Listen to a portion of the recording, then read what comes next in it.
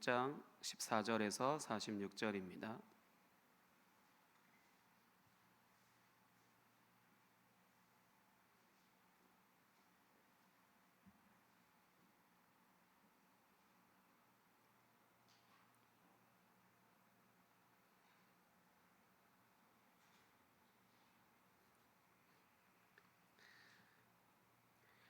레위기 26장 14절에서 46절 한 절씩 교독하시고 마지막에는 같이 읽겠습니다.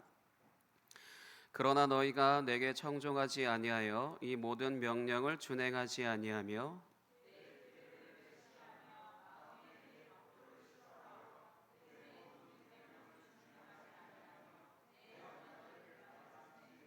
내가 이같이 너희에게 행하리니 곧 내가 너희에게 놀라운 재앙을 내려 폐병과 열병으로 눈이 어둡고 생명이 쇠약하게 할 것이요 너희가 파종한 것은 헛되리니 너희의 대적이 그것을 먹을 것임이며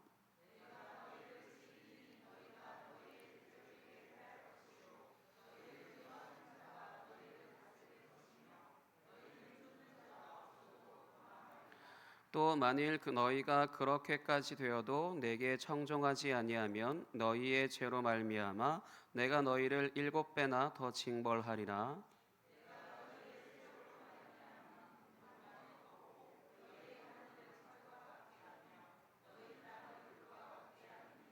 너희의 수고가 헛될지라 땅은 그 산물을 내지 아니하고 땅의 나무는 그 열매를 맺지 아니하리라.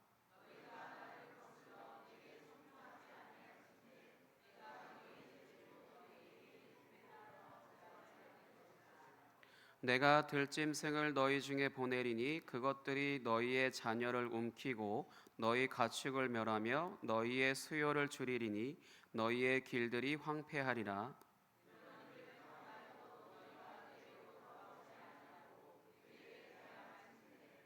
나 곧 나도 너희에게 대항하여 너희 죄로 말미암아 너희를 7배나 더 치리라.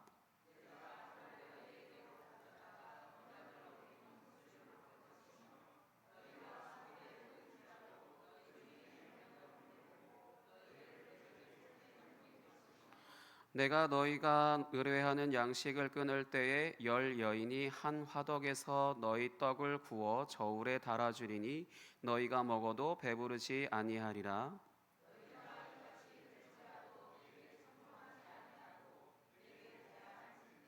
내가 진노로 너희에게 대항하되 너희의 죄로 말미암아 7배나 더 징벌하리니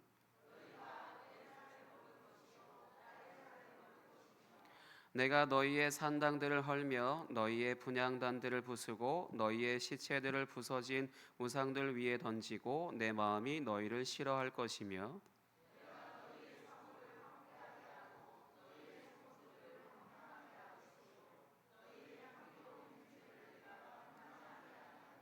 그 땅을 황무하게 하리니 거기 거주하는 너희의 원수들이 그것으로 말미암아 놀랄 것이며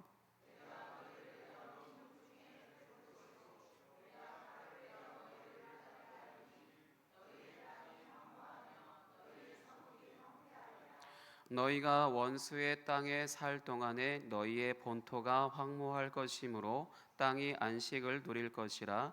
그때에 땅이 안식을 누리리니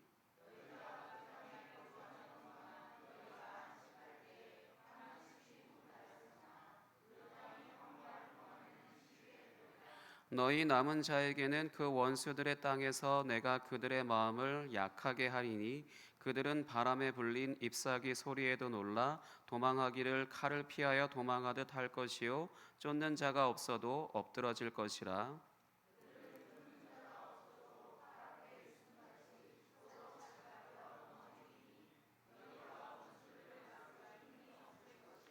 너희가 여러 민족 중에서 망하리니 너희의 원수들의 땅이 너희를 삼킬 것이라.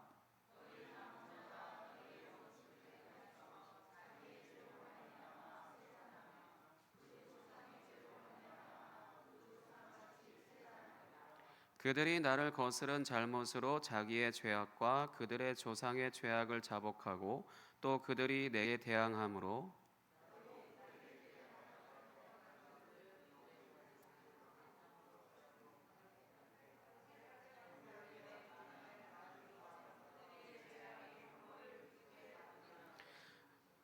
내가 야곱과 맺은 내 언약과 이삭과 맺은 내 언약을 기억하며 아브라함과 맺은 내 언약을 기억하고 그 땅을 기억하리라.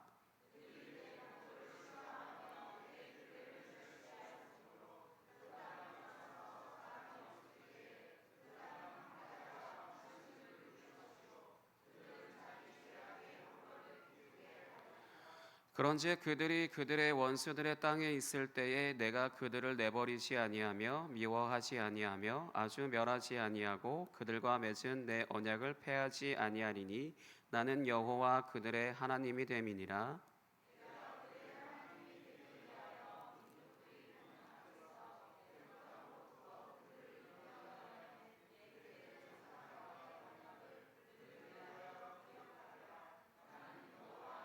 같이 읽겠습니다. 이것은 여호와께서 시내산에서 자기와 이스라엘 자손 사이에 모세를 통하여 세우신 규례와 법도와 율법이니라. 아멘. 예, 이 시간 레위기 연속 설교 47번째 하나님의 말씀을 듣지 않는다면 이라는 제목으로 말씀을 전하도록 하겠습니다. 오늘 말씀은 지난주에 들으신 하나님의 말씀에 순종하여 받는 복, 그것과 반대되는 내용입니다. 그래서 첫 시작을 앞에 것에서 다르다라고 하는 그러나라는 접속사로 시작을 합니다.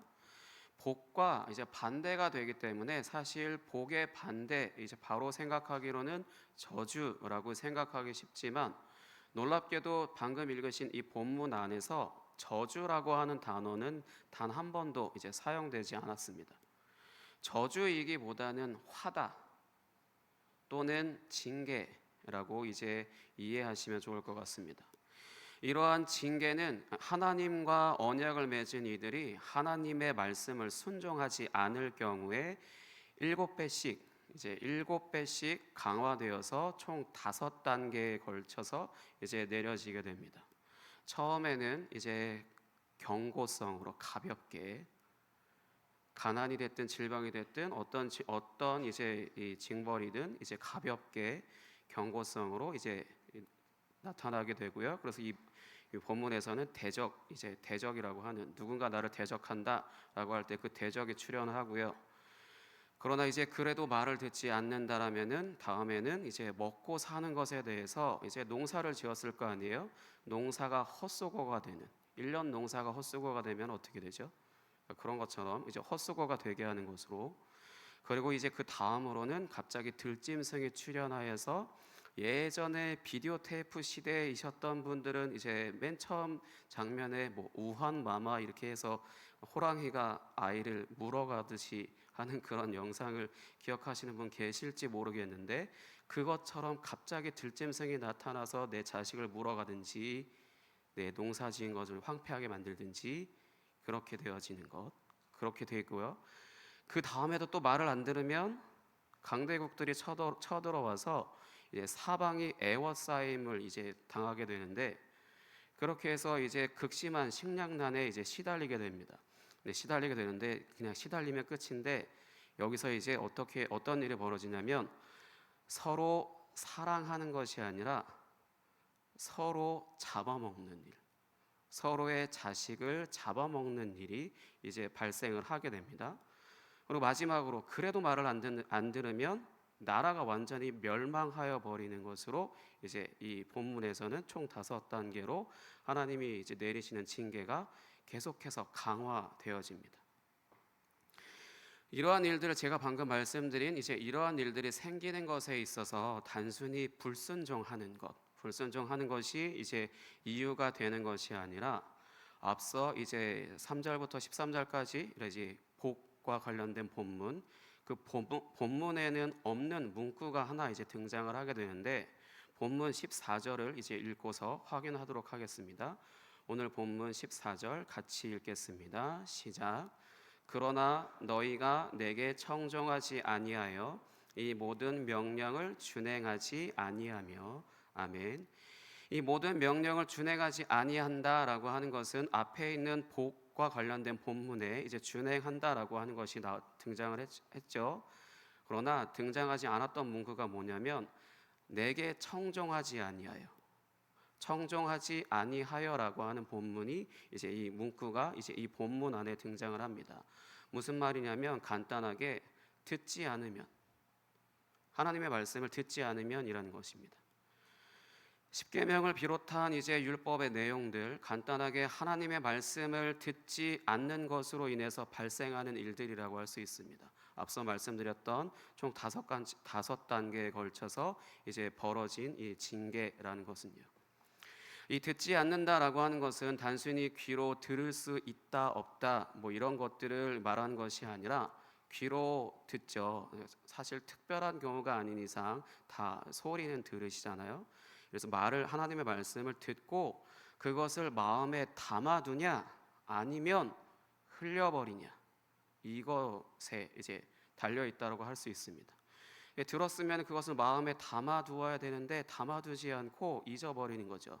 지금 오늘 이 설교를 들으시고 이제 문 밖에 나가자마자 이제 잊어버리시는 분들은 흘려버리시는 것이고, 나갈 때 마음 안에 이제 담고 가시는 분들은 이제 들으시는 분, 이렇게 이해하시면 좋을 것 같습니다. 그러니까 오늘날 기록된 하나님의 말씀을 통해서 또는 설교라고 하는 형식을 통해서 하나님의 말씀을 들어도 마음에 담아두지 않는다라고 한다면은 일정 시간이 지나면 잊어버릴 수밖에 없습니다. 왜냐하면 사람은 들은 것을 기억하기 위한 노력을 하지 않으면 시간이 1시간, 2시간, 하루, 이틀, 일주일, 한 달 이렇게 지나게 되면 잊어버리게 됩니다. 사람이니까요.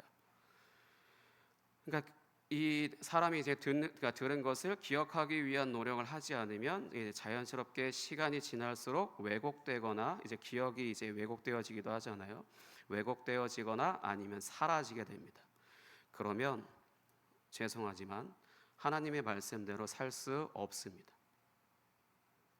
사람은 기억의 동물 또는 이제 망각의 동물이라고 불리기도 하는데, 하나님의 말씀대로 산다라고 이제 말은 하지만 만약 기억하지 못하거나 기억하지 않는다라고 한다면은 하나님의 말씀대로 산다라고 말하기에는 이제 무리가 있다라고 할 수 있습니다.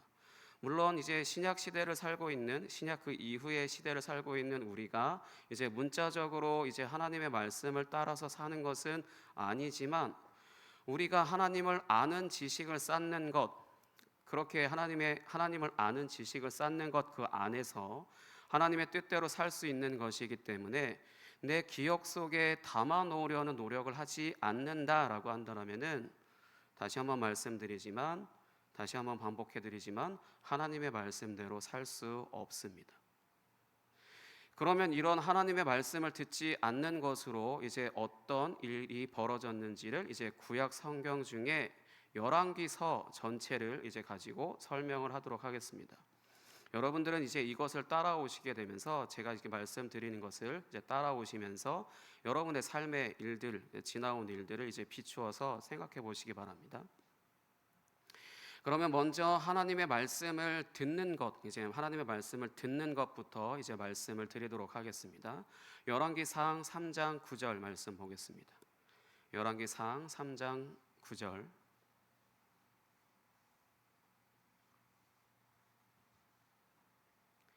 오늘 읽으셨던 그 본문, 그것을 이제 순서대로 이제 설명을 드리도록 하겠습니다. 그 전에 이제 하나님의 말씀을 듣는 것으로 인해 이제 어떤 일들이 벌어지는지 열왕기상을 이제 예로 들어서 이제 말씀드리도록 하겠습니다. 열왕기상 3장 9절 같이 읽도록 하겠습니다. 시작. 누가 주의 이 많은 백성을 재판할 수 있사오리이까? 듣는 마음을 종에게 주사 주의 백성을 재판하여 선악을 분별하게 하옵소서. 아멘. 솔로몬이 이스라엘의 왕이 된 후에 가장 먼저 1,000번째, 이제 하나님이 시키지도 않았지만 이제 1,000번째를 드렸을 때 하나님께서 이제 나타나셔서 무엇을 원하냐라고 이제 물으셨죠. 그때 솔로몬은 듣는 마음을 달라고 했습니다. 이 개역개정에는 듣는 마음이라고 번역되어져 있는데, 다른 번역들에서는 이것을 지혜로운 마음 또는 이제 지혜를 달라라고 한 것으로 이제 번역해 놓았습니다. 하나님에게 있어서 지혜라고 하는 것은 이제 하나님 그 자체이고요. 사람에게 있어서 지혜는 하나님에 대한 지식 또는 하나님을 아는 지식, 과도 같은 것이기 때문에 다르게 표현한다면은 이제 하나님을 마음에 두었다라는 것입니다. 하나님을 내 마음에 두게 해달라고 이제 이게 우회해서 이제 요청했다라고 할 수 있습니다. 새 한글 성경에서는 또 어떻게 번역되어져 있냐면 더 이제 솔깃하게 번역되어져 있는데 알아듣는 마음을 달라. 오늘날로 치면 설교를 좀 알아들을 수 있게 해주세요. 설교를 알아들을 수 있게 좀 쉽게 해주세요라고 하는 이런 요청처럼 하나님의 말씀을 알아들을 수 있게 해주세요. 뭐 이렇게 번역이 되어져 있기도 합니다. 그러니까 이렇게 이제 하나님을 마음에 담게 해달라고 이제 요청을 했다라고 하는 이 솔로몬은 이 하나님께 얻은 이 듣는 마음 또는 지혜, 알아듣는 마음 이것을 통해서 이제 부국강병을 이루고 이제 태평성대를 지내게 됩니다. 굉장한 강대국이 되고 그리고 그것으로 인하여서 평화로운 시대를 이제 살았다라는 것이죠. 평화로우면 어떻게 되죠? 졸립죠. 그런 것처럼 이제 굉장히 진짜 평화로운 시간들을 이제 보낸 것입니다. 이것이 여호와의 말씀을 듣고 이제 순종하여서 복을 누리는 이스라엘에 대한 모습을 이제 표현한 것이라고 할 수 있습니다. 열왕기상 앞부분에서 이제 솔로몬이 이제 하나님께 듣는 마음을 달라, 이제 하나님의 말씀을 이제 듣게 해달라, 하나님을 내 마음에 두게 해달라라고 하는 그 요청으로 인해서 이제 하나님께 얻은 그 듣는 마음 그것으로 인해 이제 하나님께 복을 받고 이제 강대국이 되고 이제 평화로운 시간들을 이제 보낸 것입니다. 하지만 이 복을 설교하는 날은 아니잖아요. 하지만 이 솔로몬의 마음이 이제 하나님으로부터 떠나게 되는 일이 이제 벌어지게 됩니다. 열왕기상 11장 7절에서 11절을 통하여서 이제 확인하도록 하겠습니다. 열왕기상 11장 7절에서 11절입니다.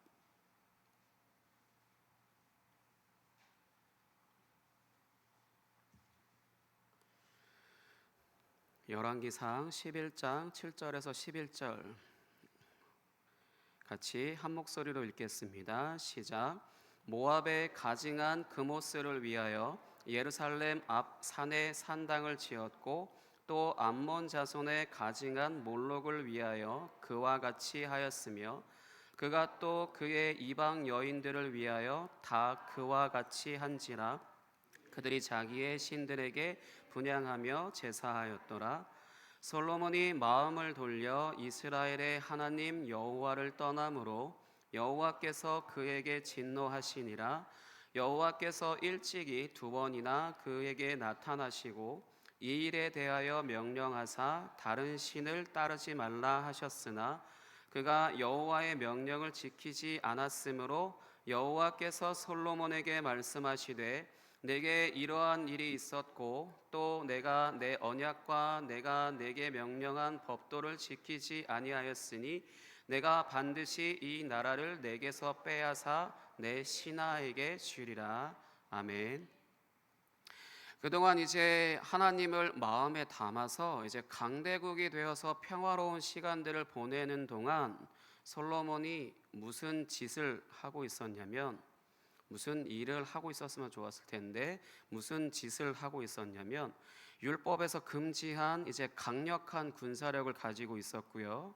그리고 이제 여인을 1000명이나 아내를 1000명이나 두고 있었고 또 백성들에게 막대한 세금을 걷기도 했습니다. 이 중에 아내를 많이 두지 말라라고 하는 명령을 어기고 1000명이라고 하는 이제 아내를 데리고 있었는데 이들 중에 다수는 이스라엘 사람들이라기보다 이방 사람들이라서 각자 자신들의 이제 신을 이제 섬기고 있었습니다. 결국 이들로 인하여서 솔로몬의 마음이 이제 여호와께로부터 떠나게 되었습니다. 여기서 이 떠났다라고 하는 것이 오늘 레위기 본문에 등장한 청종하지 아니하여 하나님의 말씀을 듣지 아니하여라는 것과 이제 같은 의미입니다. 오늘 읽으신 본문 14절부터 17절에 기록된 것처럼 솔로몬이 여호와의 말씀을 청종하지 않게 되면서 마음으로부터 여호와를 떠나게 되고 이렇게 여호와를 떠난 것은 언약을 배반한 것이기 때문에 이제 여호와께서 솔로몬의 대적, 솔로몬의 편이 아니라 솔로몬의 대적이 되셔서 이제 경고성 징계를 내리시게 됩니다. 방금 읽으신 열왕기상 11장 11절에 기록된 것처럼 나라를 빼앗아서 신하에게 주신다라고 이제 말씀을 하셨습니다. 내게서 나라를 빼앗아서 다른 누구도 아닌 너의 신하에게 주겠다. 이것을 위해서 세워진 대적은 이제 이 열왕기상에서 보면 에돔 사람, 이방 사람인 하닷이라는 사람, 이 한 사람과 그다음에 솔로몬의 신하 느밧이라는 사람의 아들 여로보암입니다. 여호와 하나님은 이 여로보암에게 이제 유다를 제외한 10지파를 주셔서 이스라엘이 남유다와 북이스라엘로 이제 갈라질 것을 이제 준비하십니다. 솔로몬이 여호와의 말씀을 듣지 않아서 발생한 일입니다. 이것은 이제 12장에 가서 이루어지게 되고 결국 나라가 둘로 쪼개졌습니다. 평화로웠던 나라가 이제 둘로 쪼개진 남북으로 이제 갈라졌죠. 이렇게 쪼개진 나라는 각각의 왕들이 이제 다스리는 내용들을 이제 쭉 이제 이어가게 되는데 17장에 이르러서 이제 북이스라엘이라고 하는 나라의 선지자 엘리야가 등장을 하게 되는데 이때 배경은 이스라엘의 극심한 이제 가뭄이 든 상태였습니다. 이제 본문 두 번째 단락이라고 할 수 있는 18절에서 20절에서 읽으신 것처럼 하늘을 철과 같게 하고 땅을 놋과 같게 하여서 농사를 짓는 수고가 이제 1년 농사가 헛되게 하신다고 하는 내용이 이제 지금 이루어진 상태라고 할 수 있습니다. 이런 배경 가운데 이제 엘리야가 어느 과부의 이제 집에 머물러 있는 내용을 이제 우리가 많이 접했죠. 그 과부의 집에 가루 한 움큼이요. 제가 지금 이렇게 움켜쥐는 가루 한 움큼 그리고 기름 조금. 이 먹을 것이 이게 전부였습니다. 이런 내용이 등장한 이유는 바로 이런 배경 때문입니다. 열왕기상 17장 12절 보겠습니다. 열왕기상 17장 12절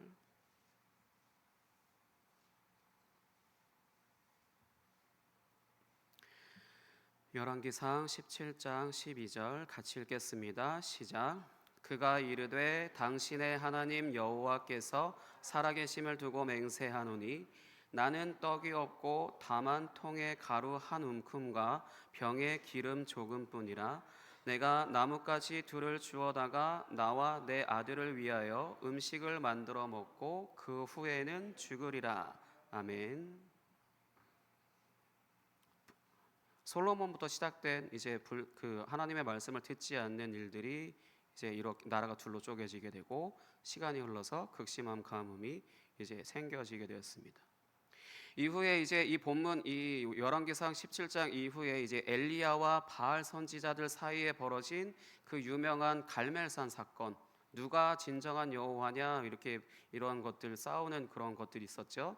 그때 이제 엘리야의 부르짖음으로 인해서 하늘로부터 이제 불이 떨어진 사건, 그 직후에 이제 가뭄이 이제 또 그치게 됩니다.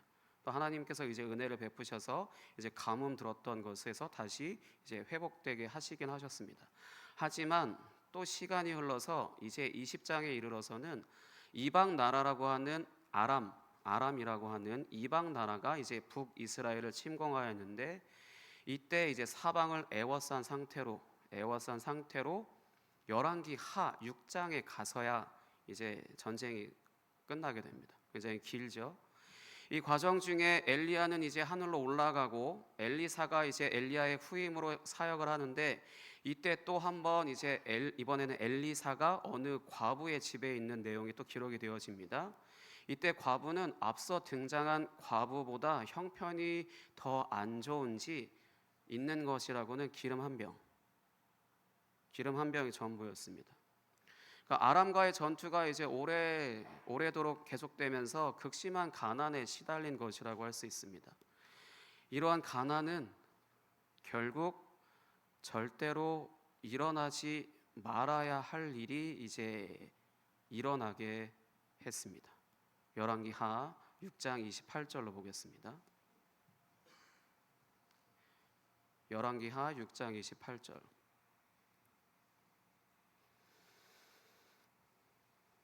열왕기 하 6장 28절입니다.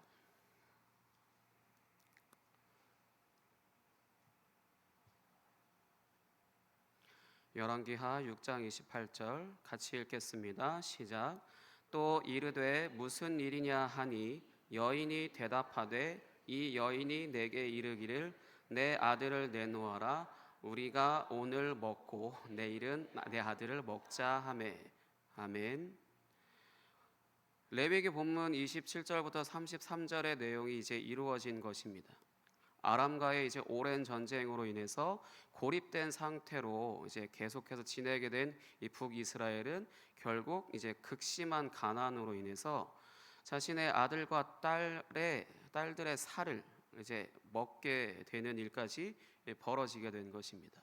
사실 우리 같았으면 정말 차라리 내가 죽지 자식을 어떻게 먹을까라고 생각하겠지만요. 정말 막상 그때 가면은 우리가 이성을 잃어버리기 때문에 이렇게 충분하게 할 수 있다라는 것입니다. 절대 우리가 경험할 수 없기 때문에 속단해서 이 미친 거 아니야라고 이야기하실 수도 있겠지만 사람이 이성을 잃어버리면은 동물과 다를 것이 없기 때문에 우리가 그나마 배고픔을 조금씩 겪는 이것과는 전혀 차원이 아주 다른 일입니다.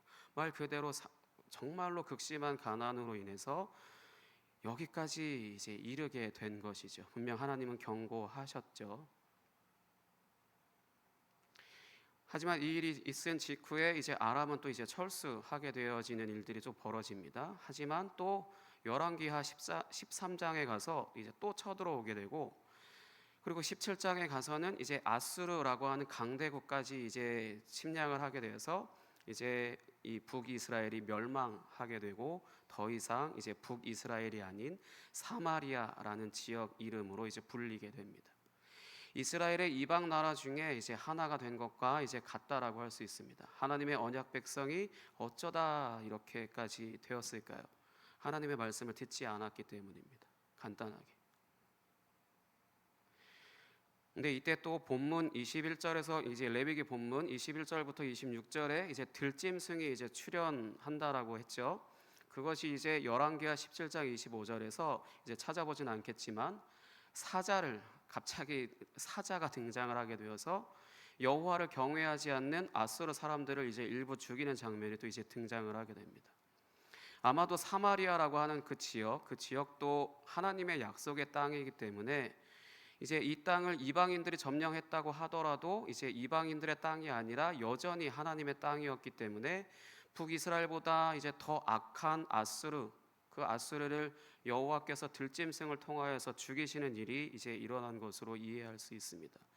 이 들짐승이라고 하는 것은 정말 갑자기 불의하게 안 좋은 일들을 겪는 그런 것과 연관되어지기 때문에 정말 초자연적인 일이기 때문에 정말 이제 어디까지 이제 갈 수 있을까라고 생각할 정도로 이제 치하는 말로 다 할 수 없을 만큼 형편이 없어졌고 이제 하나님께서 정말 보호하고 계시는 그 언약 백성이 맞나라고 하는 그런 이제 심각한 고민을 해볼 수 있을 만큼의 정말 계속해서 하나님의 재앙이 7배씩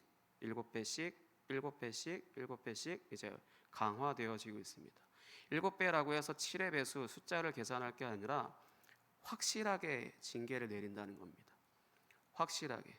그냥 이게 하나님의 그건가 아닌가 이게 아니라 내가 지금 하나님께 범죄하였으니 이게 당하는 그런 것이라고 여겨질 만큼의 하나님이 확실하게 이제 징계하시는 것을 이제 7배로 이제 표현하는 것이라고 할 수 있습니다. 이렇게 북이스라엘이 멸망을 했죠. 이제 남은 것은 남유다입니다. 이 남유다도 역시 이방 나라인 바벨론의 이제 침략을 받아서 똑같이 멸망을 하게 됩니다. 하지만 이들은 북이스라엘처럼 이제 멸망으로 끝나지 않고 바벨론으로 이제 포로가 되죠. 포로가 되어서 이제 끌려가게 됩니다. 레위기 본문 44절에 기록된 것처럼 이제 이들과 맺은 언약으로 인해서 이제 하나님께서 이들을 보존하신 것이라고 할 수 있습니다. 레위기 본문 44절을 같이 읽어보도록 하겠습니다. 레위기 본문 44절입니다.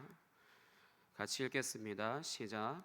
그런즉 그들이 그들의 원수들의 땅에 있을 때에 내가 그들을 내버리지 아니하며 미워하지 아니하며 아주 멸하지 아니하고 그들과 맺은 내 언약을 패하지 아니하리니 나는 여호와 그들의 하나님이 됨이니라. 아멘. 여기서 말씀하는 이 언약, 이제 오늘 본문에서는 아브라함 언약, 이삭 언약, 야곱과 맺은 언약이라고 표현되어져 있는데, 지금 열왕기 하의 이 본문은요, 이 본문에서 이제 이 언약이라고 하는 것은 다윗 언약을 이야기하는 것입니다. 이제 열왕기서에서 기록되어지는, 이제 계속 회상되어지는 언약은 사무엘하 7장에서 기록되어져 있는 다윗 언약을 말하는 것으로, 북이스라엘은 이제 여호와를 떠난 솔로몬을 대적할 나라로 이제 세워졌다가 역사 속으로 이제 사라지게 되었지만, 남유다는 이제 다윗이 속한 지파였기 때문에 이 다윗과 맺은 언약을 패하지 않으시기 위해서 이제 비록 멸망하였으나 버리지 않으시고 포로로 잡혀가게 하셔서 70년, 이것 역시 또 7의 배수로 이제 등장을 하죠. 70년을 살다가 돌아오게 하시는 것으로 다윗과 맺은 언약을 이어가십니다.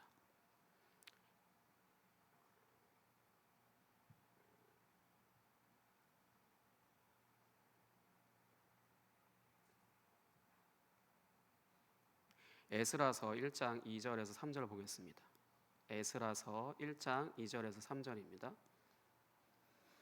같이 읽겠습니다. 시작. 바사왕 고레스는 말하노니 하늘의 하나님 여호와께서 세상 모든 나라를 내게 주셨고 나에게 명령하사 유다 예루살렘의 성전을 건축하라 하셨나니 이스라엘의 하나님은 참 신이시라. 너희 중에 그의 백성 된 자는 다 유다 예루살렘으로 올라가서 이스라엘의 하나님 여호와의 성전을 건축하라. 그는 예루살렘에 계신 하나님이시라. 아멘. 남유다를 침공했던 바벨론, 이제 역시 이제 성경의 바사라고 기록된 페르시아에 의해서 역사적으로 사실 멸망하게 되고요. 이 페르시아의 왕인 고레스가 이제 유다 사람들에게 너희는 돌아가서 이제 예루살렘의 성전을 건축하라라고 이제 명령을 한 것입니다. 이 과정에 이 고레스 왕이 이제 이방인이면서도 하나님을 참 신이시다라고 이제 고백하면서 이 유다 백성들이 하나님과의 이제 언약 관계를 지키도록 하는 모습을 보입니다. 이것은 하나님께서 고레스를 통하여서 자신이 다윗과 맺은 언약을 지키시는 것이라고 할 수 있습니다. 비록 자신을 배반한 이제 남유다라 하더라도요, 비록 나를 배반한 내 자식이라고 하더라도요, 비록 내 가슴에 못을 박은 내 자식이라 하더라도요, 이 모든 것이 솔로몬을 시작으로 왕들, 그 이후의 왕들이 이제 율법과 계명을 마음에 두지 않고 수시로 이제 또 하나님께서 보내신 선지자들, 그 선지자들을 통해서 돌아오라고 하는 경고의 말, 이것을 제가 구약 교수님은 이렇게 표현하시더라고요. 죽고 싶지 않으면 돌아와. 나는 너희를 죽이고 싶지 않으니 제발 돌아와. 나는 너희를 치고 싶지 않으니까 제발 돌아와. 나는 너희와 싸우고 싶지 않아 제발 돌아와. 이렇게 간절하게 절규하시듯 외치는 이런 경고의 말을 귀로는 들었죠. 그러나 마음에 두지 않아서 벌어진 것입니다. 솔로몬의 경우를 통하여서 볼 때 하나님의 말씀을 듣는다라고 하는 것은 하나님을 이제 자신의 마음에 두고 하나님의 말씀이 제시하는 이제 삶의 방식대로 살아가는 것을 의미하고요. 반대로 하나님을 마음에 두기 싫어하는 것은 하나님을 왜곡된 방식으로 아는 것을 포함하여서, 제가 2주 전에 하나님을 우상 숭배한다라고도 표현했죠. 그렇게 하나님을 우상 숭배하는 것을 포함하여서 하나님의 말씀이 제시하는 삶의 방식대로 살아가지 않는 것을 의미합니다. 귀로 들었으나 내 마음에 하나님을 둔다라는 것은 하나님의 말씀이 제시하는 삶의 방향으로 가는 것까지가 하나님의 말씀을 듣는다라는 것인데, 귀로는 들어서 머리론 알아요. 그러나 삶은 그렇지 않아요. 그것은 하나님의 말씀을 듣지 않는 것입니다. 하나님을 마음에 두고 하나님이 제시하시는 삶의 방식대로 살아갈 때 하나님은 자신의 백성에게 복을 주셔서 누리게 하시고요. 반대로 하나님을 마음에 두지 않아서 하나님이 제시하시는 삶의 방식대로 살아가지 않을 때 하나님은 그들을 징계하시는 것을 알 수 있습니다. 그러나 감사한 것은 이제 자신이 주체가 되어서 맺으신 그 언약을 기억하여서 그들을 내버리지 않으시고 내다 갖다 버리지 않으시고요. 미워하지 않으시고요. 아주 멸하지 않으십니다. 다만 징계는 해야만 돼요. 공의의 하나님이시기 때문에, 또 사랑하기 때문에. 부모님이 자녀를 키울 때 징계하지 않으면 방종한다라면은 아무렇게나 크잖아요. 그렇기 때문에 징계하시는 것처럼 하나님도 자신의 백성이 잘못된 길을 가면 계속해서 경고하시고 돌아와라, 돌아와라, 제발 돌아와라 라고 말씀을 하십니다. 내가 너희를 죽이기 싫다 이런 표현을 앞서서 너희가 가는 길은 멸망이고 그곳에 가면 넘어지고 쓰러지고 죽을 수도 있고 이렇게 될 수 있기 때문에 그 길은 위험해, 가지마 라고 이렇게 계속해서 이야기를 하시는데, 그거를 듣지 않는다라고 했을 때는 듣지 않은 사람들의 책임이 되어지는 것이죠. 그러나 하나님은 자기 백성을 아주 버리시거나 미워하시거나 하시지는 않는다라는 것입니다. 자신의 맺은 언약 때문에요. 그러면 이제 이렇게 돌아간 유다 백성들은 다시 다윗과 솔로몬이 누렸던 그 영화를 이제 다시 누렸을까요? 사실 성경에서는 이제 그렇지는 않은 것으로 이제 기록되어져 있습니다. 이후에 이제 우여곡절 끝에 이제 예루살렘의 성전을 다시 건축하였다고는 하지만 다시 솔로몬 때처럼 부국강병을 이루고 태평성대를 누리지는 않았습니다. 이전에 이제 바벨론에게 포로 생활을 했었고, 그리고 페르시아에게도 포로 생활을 했던 남유다는 이제 이후에는 알렉산더 대왕이 이제 통치한 헬라 제국 시대에도 이제 포로 생활을 하게 되고요. 그리고 그 이후에 로마 제국에게도 이제 포로 생활을 하게 되는데, 이 로마 제국 시대에 오신 참 성전이신 예수 그리스도께서 이제 십자가에서 죽으시고 다시 살아나셔서 세우신 새 성전, 이전의 성전이 건물로서의 성전이 아닌 참 성전, 그 새 성전 안에서 살아가는 사람들이 하나님의 이제 복을 누리게 되었습니다. 구약에서 하나님의 말씀이라고 하는 것은 율법과 계명 그리고 선지자의 경고와 같은 것들인데, 이 모든 것은 이제 신약의 예수 그리스도의 십자가와 부활 사건으로 순종 성취되었고, 또 한편으로 오늘 말씀과 같은 징계, 이런 모든 징계와 진노는 예수님의 몸으로 받으신 고난과 십자가에서 죽으시는 것으로 다 받으셨습니다. 이렇게 순종하신 예수 그리스도께서 이제 보내신 성령은 이렇게 순종하심으로 자신의 몸으로 다 받아내시고 순종하셨고, 이렇게 하신 예수 그리스도께서 보내신 성령은 순종의 영이시기 때문에 하나님의 지혜로 부국강병을 이루고 태평성대를 누린 솔로몬과 같은 삶을 살게 하십니다. 그렇다고 부자가 되어서 잘 먹고 잘 사는 것을 말하는 것이 아니라 하나님의 생명 안에서 평안을 누리며 하나님의 은혜로 살아가는 삶을 말하는 것입니다. 허나 방식은 구약과 동일합니다. 내가 복을 받았으니까 아무렇게나 살아도 되는 것이 아니라, 구약에서 하나님을 마음에 두고 하나님의 말씀이 제시하는 삶의 방식을 따라서 사는 것과 같이 신약에서는 성령을 선물로 받아서 참 성전이신 예수님을 중심으로 살아가는 그 성전의 일부가 되어서 성령이 내 안에 사시는 방식으로 하나님의 말씀과 동행하며 함께 걸어가며 살아가는 것입니다. 그 방식은 사랑입니다. 사랑의 하나님을 마음에 두고 이제 살아가는 자들의 삶의 방식이 사랑 말고 다른 것일 리가 없습니다. 요한복음 13장 34절 보겠습니다.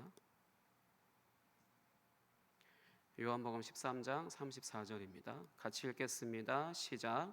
새 계명을 너희에게 주노니 서로 사랑하라. 내가 너희를 사랑한 것 같이 너희도 서로 사랑하라. 아멘. 이 사랑은 십자가에서 나타내신 사랑입니다. 순종의 사랑이라고 할 수도 있고요. 인간적인 사랑과는 이제 전혀 질적으로 다릅니다. 기록된 성경과 이제 우리에게 임한 성령을 통하여서 그러니까 사랑의 하나님을 인격적으로 경험한 후에 하나님의 말씀과 이제 함께 살아가는 삶을 살아가는 것입니다.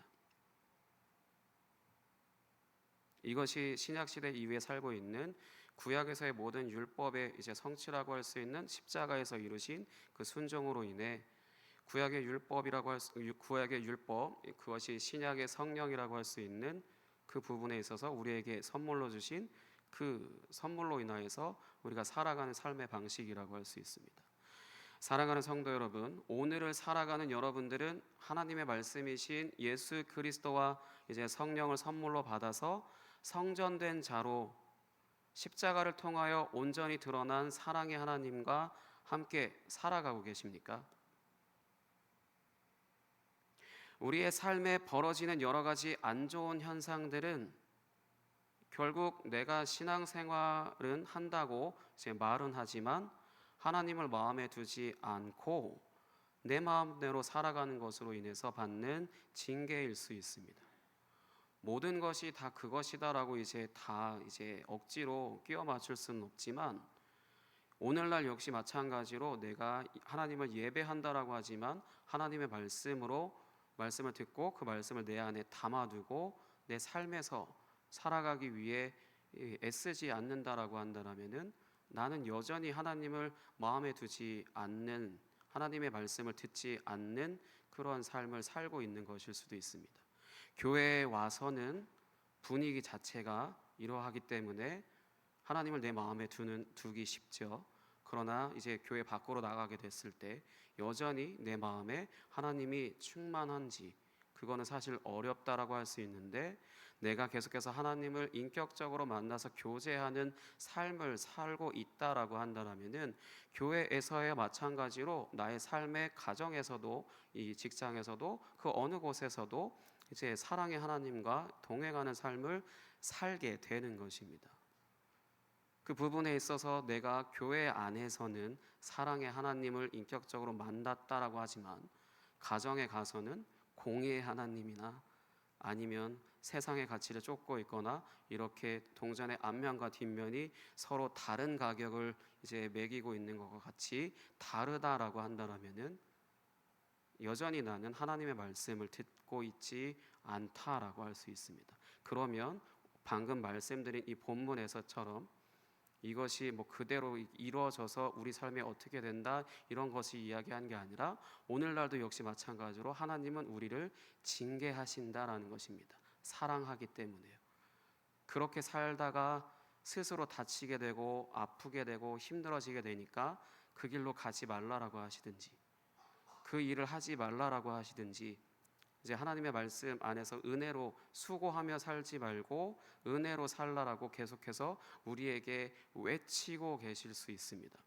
그 음성이 우리에게 들려져야 되고 그것이 어떤 신비하게 내 귀에 들려지는 것이 아니라 하나님의 말씀을 듣는다고 할 때 정말 사랑의 하나님과 인격적으로 교제함으로 그분께 나의 삶을 드리고 그분과의 이제 교회 안에서만이 아니라 교회 밖에서도 동행을 하고 있는지 그 부분에 있어서 이것이 일괄적으로 동일하지 않다라고 한다면은 내 삶에 이제 시간이 흐르면 흐를수록 나도 모르게 하나님으로부터 마음이 떠나가게 되어지고 그러다 보면 이제 하나님께서는 우리를 돌아오라고 이제 외치시는 그걸로 인해서 경고 그 다음 그런 것들을 이제 허용하실 수밖에 없으시다라는 것을 기억하셔야 됩니다. 하나님이 그렇게 하시지 않는다라고 한다면은 히브리서에서는 징계하지 않는 자는 사생자요 버려진 자다라고 이제 말씀을 하고 계십니다. 징계 또한 역시 사랑하기 때문에 징계하시는 것입니다. 그 부분에 있어서 이러한 징계를 끝낼 수 있는 것은 하나님이 사랑의 하나님이시라는 것을 기억하고 그 사랑의 하나님을 마음에 두고 또 나타내며 동행하는 것으로 이제 끝난다라고 하는 것을 기억하시고, 지금 여러분들이 정말로 사랑의 하나님 안에 있고 하나님의 사랑을 나타내며 사는지를 날마다 확인하시기 바랍니다. 이 시간 함께 같이 찬양하도록 하겠습니다.